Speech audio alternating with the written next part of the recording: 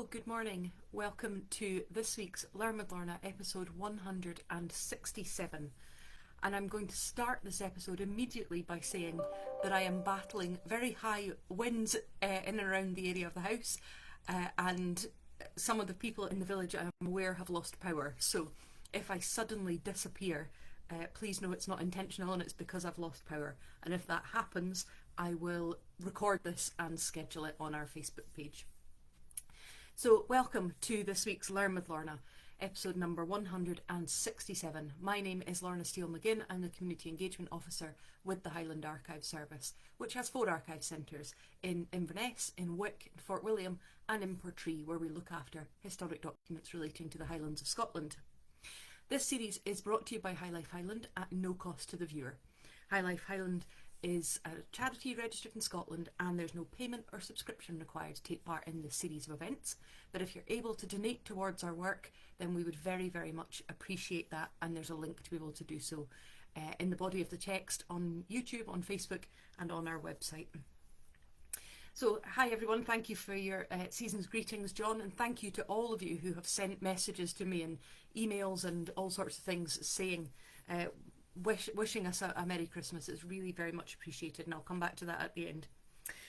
But this week we are continuing, for the last episode before Christmas, continuing to do my irregular look at some of the key settlements in the Highlands and Islands through the records we hold in the Highland Archive Service. We've looked already at Thurso, at Nairn, at Fortrose, at Dingwall, and this week we're looking at Tain. And just so you're aware, I'm planning over the next few months to look at Fort William, Dornoch, and Jen, you'll be pleased to hear, Cromarty is in my mind as well to do. But this week we are looking at Tain. Tain is a town and borough on the northeast coast of Ross-shire. It's about 35 miles north of Inverness and 10 miles south of Dornoch. So I know, as I say every time I talk about a place, that I'm aware that I navigate by Inverness, which is probably quite irritating to some people. But I think it's, if you're not in the area, Inverness is the place you'll recognise. But actually, Tain in Ross-shire is much closer to Dornoch than it is to Inverness, much closer to Sutherland than to Inverness-shire. Tain is often called the oldest royal borough in Scotland, with claims that its first charter was granted in 1066 by King Malcolm III. So there you go, for those of us in Britain who've got 1066 ingrained in our head as a date forever, you can now add to the Battle of Hastings the making of Tain into a royal borough. Like many settlements of its time, Tain's significance initially was largely connected to religion. Tain was reputedly the birthplace of St Duthac, and after he died in Armagh in 1065, his remains, his relics, were transferred to Tain, leading to Tain becoming a place of huge pilgrimage and significance over subsequent centuries, with many people coming regularly to visit St Duthac's shrine, including many members of royalty. We hold, it's nice seeing all these people saying they're watching in Tain, no pressure. You can add your own stories about Tain into the comments for everybody to see.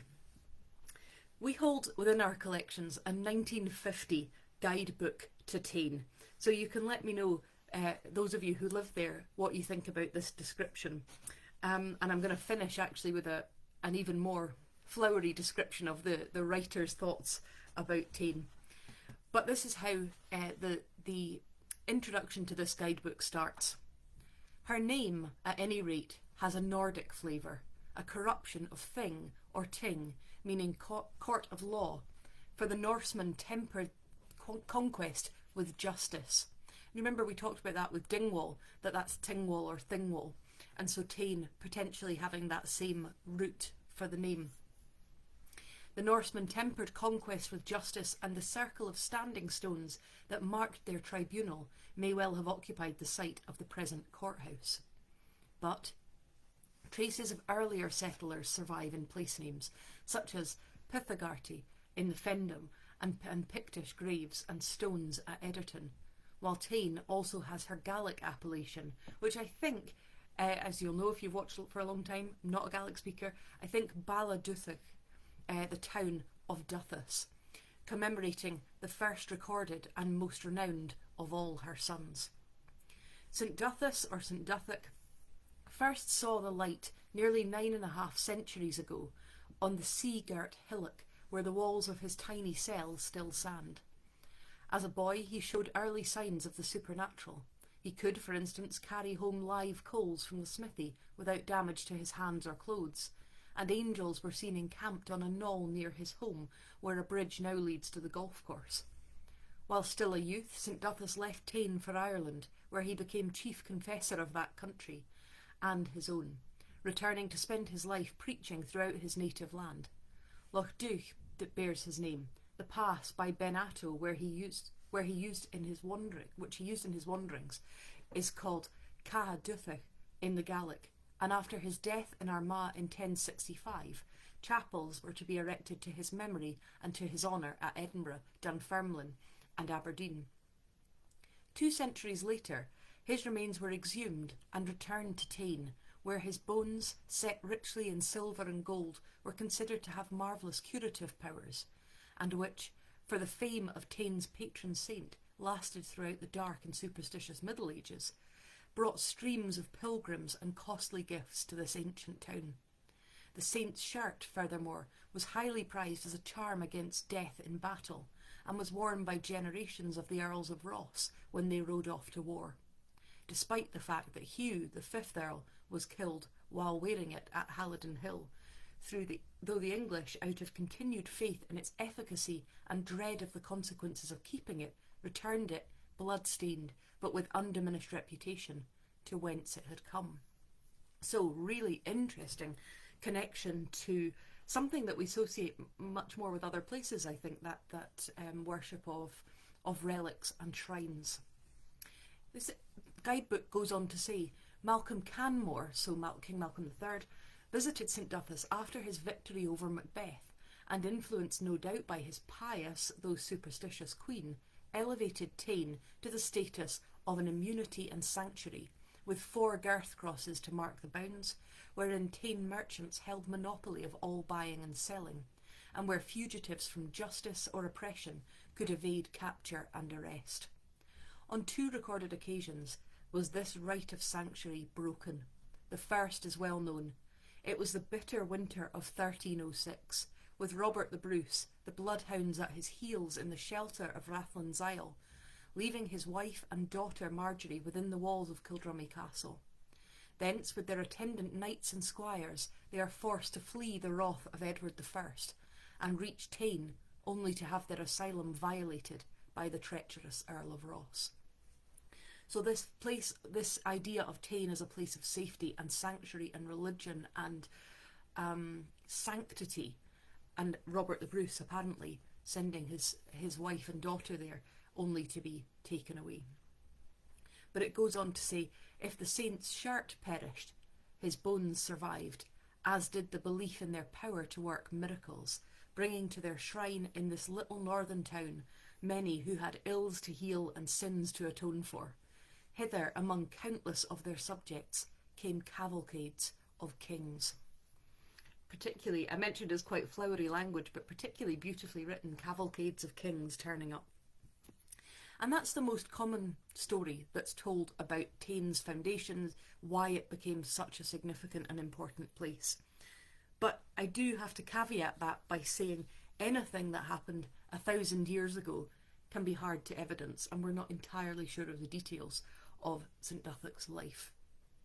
What we do know is that Tain's connection to St Duthic would remain completely central to the town's growth, to its status, and even today that connection is very clearly apparent through things like the names of the church, names of streets, and so on. Maybe any of you who are in Tain can tell me if there's the street names and so on. So I mentioned in that extract there that really lovely reference to the cavalcade of kings turning up to visit over the centuries. And one of those was King James IV, who apparently visited some 19 times from 1493 to 1513. And I was really interested to read on History Links blog, and I've mentioned the wonderful History Links museum and collections before, but on their blog they describe the fact that on the 8th of August 1513, King James IV made a 190-mile journey from Edinburgh to Tain to visit the shrine before returning quickly to Flodden in Northumbria, where the Scottish troops were amassing to fight a battle against the English. James IV would go on to die at that battle. It was the biggest, largest ever battle between Scotland and England. And it's really striking to me that on the eve of that, or in the run-up to that, knowing it was coming, that he dropped everything and went to Tain. That shows to me the significance, although it looks like it didn't save his life. So the church has been central to Tain's story. The church as a place of worship, of prestige, of pilgrimage, of sanctuary. That reference that I made there to Robert the Bruce, sending his wife and daughter there for safety, which was violated and they were taken. So, as I say, references to it not only being a place of worship, but a place of safety. We have really good church coverage for Tain. So you'll have heard me speak before about church records and how fascinating they are. Much more fascinating than anybody ever expects. But we have really good coverage for Tain. So the presbytery records date from 1693 to 1929, and the Kirk Session records from 1701 to 1943. And when I was having a look at them, I found something that I've never seen before. So quite often I will say, we find similar sorts of things within church records, and as I've said 100 times, mostly it's about sex and misbehaviour in church records. But within the Tain Presbytery, I found a separate register. Now usually I would associate separate registers with poor relief, where they are listing all the people who've applied for relief, and then on the side a separate register for the children. But within Tain Presbytery, I found a separate register, which doesn't exist as far as I'm aware in any of our other church records. So obviously you can imagine I immediately legged it up to the strong room to have a nosy in it to see what was in it. And it's a register it's a fund for the widows and children of ministers. So across the Tain Presbytery, which covered a big part of Rossshire, it records all the ministers, when they got married, who they got married to, who their children were, when they had children, and that dates, it covers a couple of 100 years. So if anyone has an ancestor or is interested in the history of the clergy, a really unusual document of 2 volumes of detail of the ministers and their families. For instance, tables listing what date they were ordained, were they married before they were ordained, did they have children living or dead. So really, really interesting. Now I mentioned that Tain is believed to have had the earliest charter of making it a royal borough from Malcolm III, Malcolm Canmore. That charter no longer exists, and it hasn't existed for centuries. But this extract from the second statistical account tells us why we believe that it did exist. The oldest existing charter of the borough of Tain is one granted by James VI in the year 1587, followed by another in 1612. A third was afterwards issued by Charles II. In these we find reference made back to former charters granted by the ancient kings of Scotland, which it is said in the first of James VI above mentioned were cruelly burnt by barbarians and certain rebel subjects of Ireland, as has been manifestly proved to us by authentic documents produced before us. And on this fact are the new grants of confirmation founded. So it's saying that when those charters were written in the 1500s and the 1600s, they had seen enough evidence to convince them that there had been this earlier charter, that they were willing to reconfirm what had been promised in it. It goes on to say in the statistical account, what these authentic documents were that they saw in the 1500s, we have no room for conjecturing. But for a fortunate discovery made in the year 1826 of a notarial copy of what we have every reason to believe must have been one of them, which now lies among the records of the Northern Institution in Inverness. Its authenticity is unquestionable, for it bears every internal mark of it. It is an inquest held at Tain on the 20th of April 1439 by a jury of the highest names in the country, under the seal of Alexander, Earl of Ross and the Lord of the Isles, King's Justiciary North of the Forth. And that inquiry that had been held in 1439 is for the purpose of ascertaining the antiquity and privileges of the borough, which accordingly is found to have been enfranchised by Malcolm Canmore and confirmed by several of his successors. So it just goes to show the way that these things happen. That first charter has been lost, but subsequent charters exist, and they reference that first charter. And then there's another document being found from the 1400s in which they are confirming what has been said by Malcolm Canmore. And it's just a case of stitching together all that information to build Tain's claim to being the oldest borough in Scotland. So mentioning there James IV, James VI, Charles II, Malcolm Canmore, so many connections to royalty in Tain and to people of significance and prominence within Scottish history.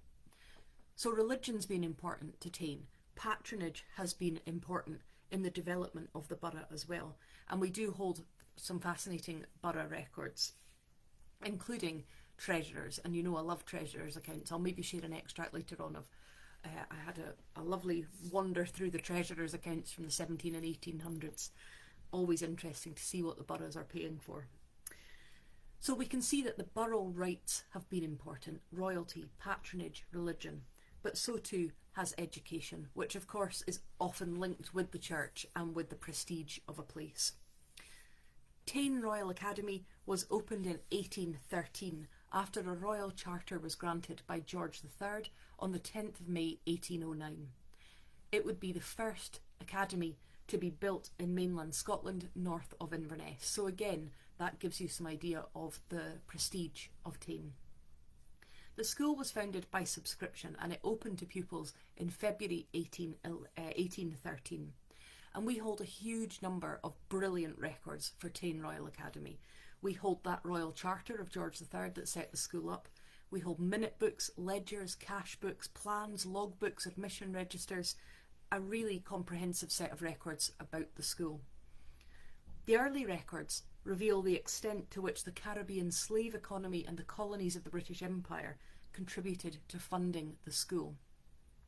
You may have seen on our Facebook page that I've spent the last week or so in a very intense set of sessions with Charleston Academy. I've been running 7 sets of classes across the 2nd, 5th and 6th years, looking at the Caribbean slave economy and the Highlands' contribution to that industry, for want of a better word.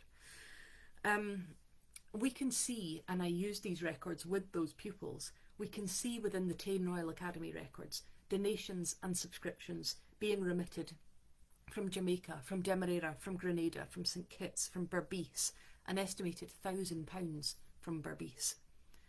There is a very apt sentence within the Tain Royal Academy Director's Minutes, and it's a sentence that I start when I was speaking to Charleston, and whenever I speak about the Highland connection to the Caribbean slave economy, this is a quote I start with. This is from Tain Royal Academy Director's Minutes, 1810.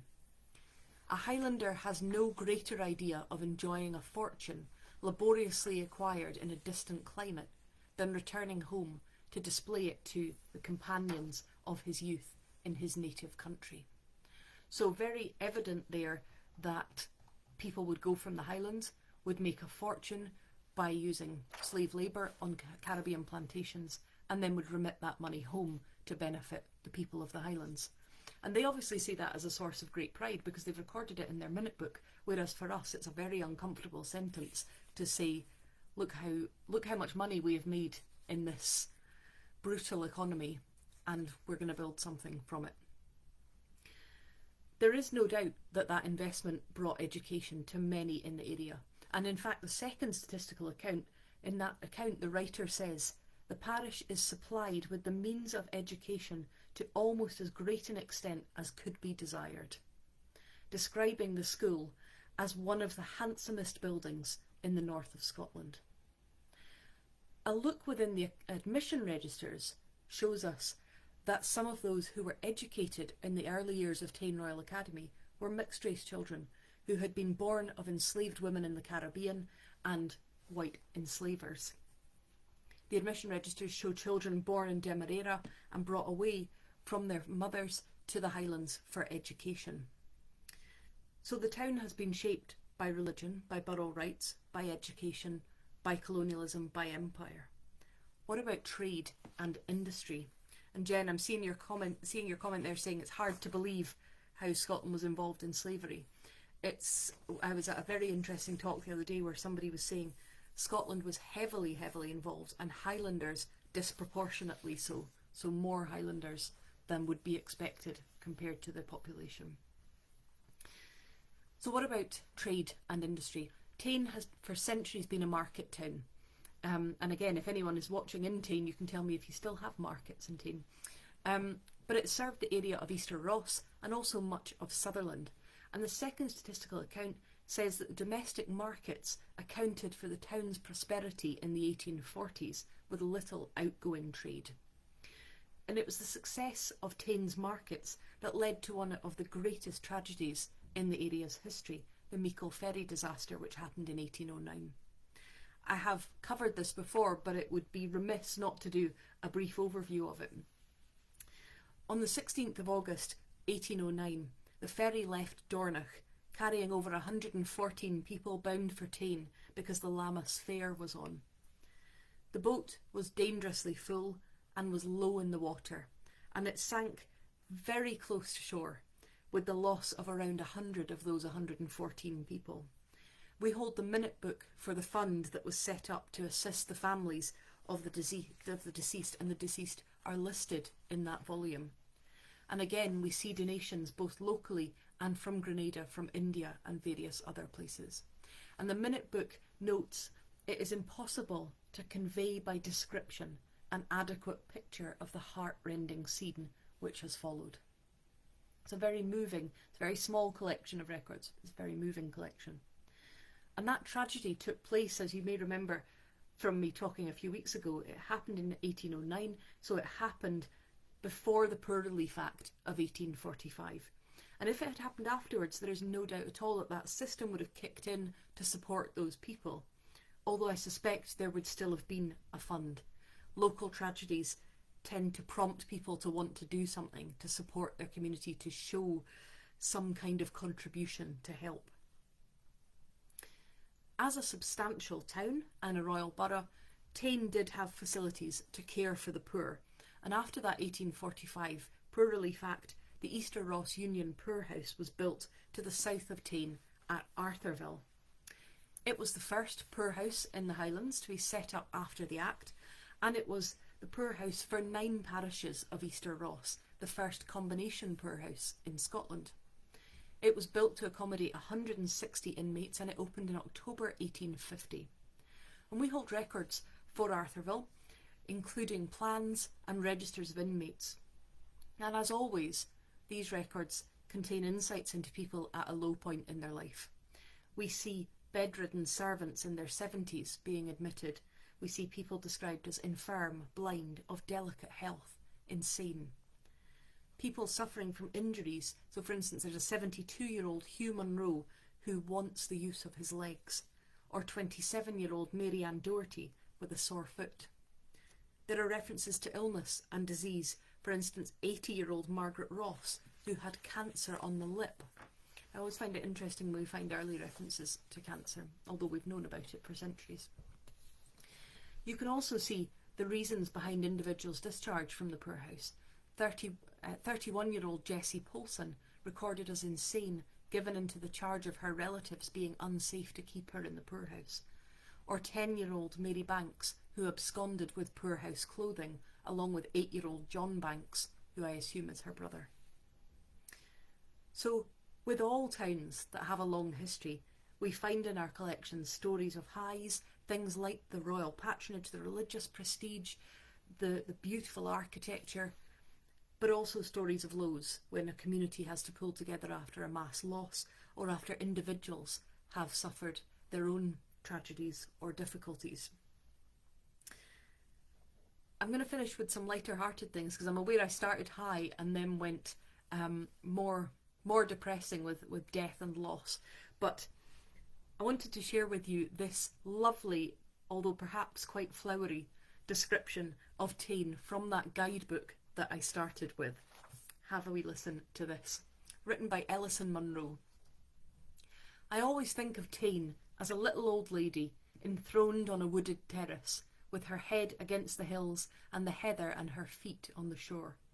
Old she certainly is, for she can dream back beyond recorded history to an age where her lowest grassy shelf was part of a green and wooded valley stretching right across to Dornoch, while her boast of a first constitution from the hand of Malcolm Canmore ranks her among the oldest of the royal boroughs in the country.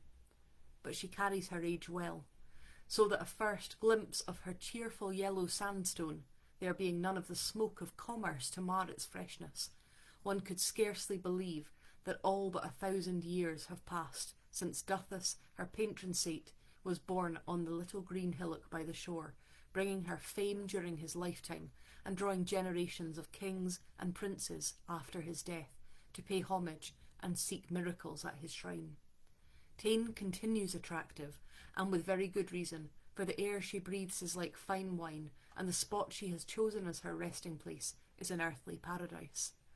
Nowhere else in all Scotland is there such infinite variety of scenery within easy reach of one's door. Nowhere else is sea and hill and wild moorland blended in such breathtaking beauty. Nowhere else, perhaps, is the tranquil present so richly associated with the long and all too often turbulent events of the past. For Tain's history is the history of Scotland in miniature, with a dash of the romance and the tragedy of the Highlands thrown in. Isn't that an absolutely beautiful description? But as we go into Christmas, I wanted to finish with another positive extract. I wanted to finish on a high note that might raise some smiles. This is from the Tain Royal Academy monthly, Tain Royal Academy School Magazine of 1981. Anyone who's in Tain, you can tell me if you were there at that time. This is a sample of questions, a questionnaire that was given out by pupils to teachers to fill out. The following is a selection of answers to a questionnaire handed out to various members of the staff. Question 1. Which year have you most enjoyed in Tain Royal Academy? Mr. Mackay: they have all been sublime. Mr. McGilvery: things can only get better than they are now. Mr. Christie: 1971 was the best year. It was the year before I came here. Mr. Kirk: either this year or last year, but that's hardly surprising because I have only been here for 2 years. 2 glorious years and another 25 to go. Mrs. Mackenzie: my favourite year was my first year when I only did 2 days a week. Dr. Turnbull: 1963 was my favourite because it was my last year as a pupil. Question 2. What's been the highlight of your career? Mr. Mackay: getting up this morning seems like an achievement. Mr. McGilvery: reorganising the production processes of the detonators. Mr. Young: the highlight was being the first artist in Scotland to be employed as such by a city corporation. Mr. McIntosh: my highlight is always payday. Miss McLennan: my highlight of my career has been finding out what Mr. Mackay keeps in his cupboard. Dr. Turnbull: I remember being very proud at getting 3 NC to work for a whole period. Question 3. Have you any ambitions that you would still like to fulfil? Mr. Mackay: I hope to get up tomorrow morning too. Mr. McGilvery: I intend taking Embo Football Club to the European Cup final. Mr. Young: I would like to be the roller disco champion. Mr. McIntosh: I would like to be a PE teacher. Mr. McChristie: I'd like to teach the present 4C. Mr. Kirk: I have thousands of ambitions I would still like to achieve. I would like to have every pupil in the school begging to be allowed to wear their school uniform. Mrs. Mackenzie: I would like to learn to swim, fly in Concorde, and get lost in the Arizona desert with Clint Eastwood. Who was your school sweetheart is question 4. Mr. Mackay: I don't remember her name, but she wore boots and she swore like a trooper in Gaelic. Mr. McGilvery, sex had still to be invented when I was at school. Mr. Christie, a difficult question as I went to a boys' school. And Mr. Kirk, her name was Mabel and she had pigtails, and I thought my world had collapsed when we fell out because I went to rugby practice instead of walking home with her one day. And then a couple of last ones. What's your pet hate? Mr. Mackay, those who think Scotland is part of England and all other stupid people. Mr. Young, Batman. Mr. Christie, goldfish. Mr. Mackintosh, adamant. And then finally, what do you think of the prefects? And Mr. McGilvery has said, well, they're just there, aren't they? Except when you want them, then they're not. And it just made me smile, and I thought we should come up to date, up to the 1980s to finish the episode. I hope that that's given you a bit of an insight into the story of Tain. I hope that those of you who live there are happy with that summary. I hope that those of you who have never been now think about visiting. I know, Jen, you'll be adding that onto your list of places you've got to visit. You'll have to come over from Australia for about 3 years. Next week we will be back. The next two are pre-recorded because I am taking some days off. But next week's pre-recorded one will look at stories from Lochaber police records, and the following one, an in-depth look at statistical accounts, something I refer to frequently but have never done a proper in-depth look at. So I hope you can join me for those. Thank you so much for all of your support this year, your lovely messages, your comments, staff award nominations, all of those things. I can't tell you how appreciated they are, and I'm so delighted to receive those messages. So thank you very much. I hope you all have a wonderful Christmas. I know Christmas can be a very difficult time of year sometimes for people, so if you're in that situation, I hope you have a very peaceful Christmas and a happy new year, and I will see you in 2024. Reminder that this series is brought to you by High Life Highland at no cost to the viewer. High Life Highland is a charity registered in Scotland, and there's no payment or subscription required to take part in this series of events. But if you can donate towards our work, then we're very grateful for that. Thank you again for everything and all your support this year and every year. Thank you.